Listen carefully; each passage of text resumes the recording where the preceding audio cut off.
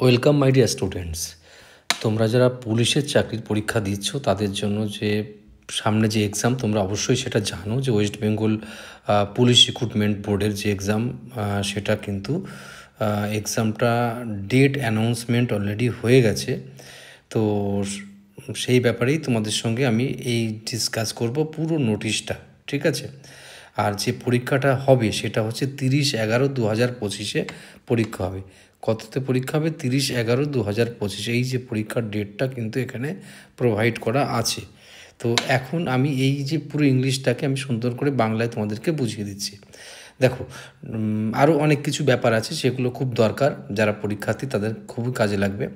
এটা পশ্চিমবঙ্গ যে পুলিশ কনস্টেবলের পদে নিয়োগের 2024 পরীক্ষা, ঠিক আছে? এটা তো সেই জায়গায় দাঁড়িয়ে এই যে যেটা আজকের যে তারিখ, যে 6/11 এটা পাবলিশড হয়েছে, সেটা কিন্তু এখানে পরিষ্কার করা বলা আছে। আচ্ছা, নেক্সট লিখিত পরীক্ষার তারিখ যেটা কনস্টেবল 2024, সেটার তারিখ তোমার দেখা যাচ্ছে 30/11/2025, ঠিক আছে? মানে নভেম্বরের 30 তারিখে। এই পরীক্ষায় অ্যাডমিট কার্ড পাওয়া যাবে ওয়েস্ট বেঙ্গল পুলিশ রিক্রুটমেন্ট বোর্ডের ওয়েবসাইটে। এই যে ওয়েবসাইটটা দেওয়া আছে, দেখেছো? এই ওয়েবসাইটে তুমি যদি যখনই করবে তখনই কিন্তু তুমি পেয়ে যাবে, এই ওয়েবসাইটে এন্ট্রি হয়ে যাবে, তখন তুমি ওখানে সিলেক্ট করে আস্তে আস্তে তুমি অ্যাডমিট কার্ডটা বের করতে পারবে। সেটার ডেট কিন্তু বলেছে 10/11/2025 মধ্যে। এই দেখো, 10/11/2025 মধ্যে সেটা নিতে হবে। আচ্ছা, পরবর্তী স্টেপ চলে যাচ্ছি। প্রার্থীদের জন্য গুরুত্বপূর্ণ কিছু নির্দেশ দেওয়া হয়েছে, ঠিক আছে? নির্দেশটা কি? অ্যাপ্লিকেশন সিরিয়াল নম্বর এবং ডেট অফ বার্থ প্রবেশ করানোর পর প্রার্থীদের আধার নাম্বার এবং আধার লিঙ্ক মোবাইল নাম্বার দিতে হবে। মানে যে মোবাইল নাম্বারের সঙ্গে তোমাদের আধার লিঙ্ক আছে সেটা দিতে হবে। তার আগে কি করতে হবে? অ্যাপ্লিকেশন সিরিয়াল নাম্বার আর ডেট অফ বার্থ প্রোভাইড করতে হবে। ওকে, এরপর তাদের কাস্ট ক্যাটেগরি তথ্য পূরণ করতে হবে। তারপর কি করতে হবে? দেখো, তথ্য জমা দেওয়ার পর প্রার্থীকে আধার লিঙ্ক মোবাইল যেটা দেওয়া আছে সেখানে ওটিপি যাবে। একদম পরিষ্কার বুঝতে হবে এগুলো। আধার লিঙ্ক যেটা ওটিপি যাবে, সেই ওটিপি যাবার পর এই আধার লিঙ্ক মোবাইল নাম্বারে এখন থেকে প্রার্থীর অফিসিয়াল যাবতীয় রেজিস্টার্ড মানে মোবাইল নাম্বার হিসেবে গণ্য করা হবে। ভবিষ্যতে সমস্ত নিয়োগ সংক্রান্ত, রিক্রুটমেন্ট সংক্রান্ত SMS এই নম্বরেই যাবে কিন্তু, সুতরাং ওই নম্বরটা কোনোভাবেই মিসইউজ করা যাবে না। আচ্ছা, একই ওটিপি প্রার্থীর নিবন্ধিত মেল আইডিতেও যাবে। মানে একই ওটিপি কোথাও যাবে, যে মেল যেটা দেওয়া আছে সেখানে, রেজিস্টার যে মেল আছে সেখানেও যাবে কিন্তু একই ওটিপি। তো আশা করি বোঝা গেল। এই ওটিপি জমা দেওয়ার পর প্রার্থীরা তাদের তথ্য যাচাই করে কনফার্ম বা ক্যান্সেল যেটা হয়েছে অপশনটা বেছে নিতে পারবে। কনফার্ম হলে কনফার্ম করে চলে যাবে। অন্য কোনো মোবাইল নম্বরে ওটিপি পাঠানো হবে না, এটা ডিসক্লেমার দিয়ে বলা হয়েছে। এই দেখো, ডিসক্লেমারটা বলা হয়েছে এখানটা। অন্য কোনো মোবাইল নম্বরে এই ওটিপিটা পাঠানো হবে না।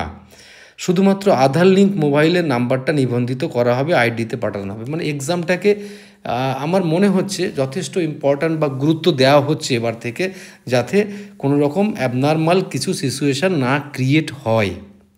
এবার দেখো, আরও কিছু এখানে যে বলা আছে, এই পরের পোর্শনগুলো আমি আস্তে আস্তে পড়ে শোনাচ্ছি তোমাদের। অ্যাডমিট কার্ড ও পরিচয়পত্র প্রার্থীদের অ্যাডমিট কার্ড প্রিন্ট করে আধার কার্ড অরিজিনাল সহ পরীক্ষার ক্ষেত্রে নিতে হবে।